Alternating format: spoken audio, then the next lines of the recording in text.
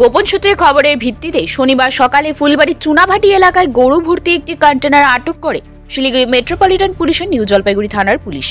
গাড়িতে তল্লাশি চালিয়ে মোট 27টি গবাদি পশু উদ্ধার হয়। শিলিগুড়ি জলপাইগুড়ি 31 নম্বর জাতীয় সড়কের ফুলবাড়ি সংলগ্ন চুনাভাটি এলাকার রাস্তায় পুলিশের ভ্যান দেখে গরু ভর্তি কন্টেনার ফেলে রেখেই পালিয়ে যায় গাড়ির চালক ও সহকারী চালক।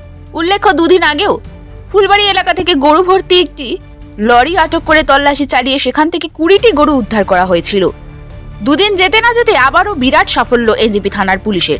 জানা গিয়েছে, পুলিশের চোখকে ধুলো দিতে কন্টেনার করে 27টি গরু বিহার থেকে ফুলবাড়ি হয়ে আসামে নিয়ে যাচ্ছিল পাচারকারীরা। ঘটনার তদন্ত শুরু করেছে এনজেপি থানার পুলিশ।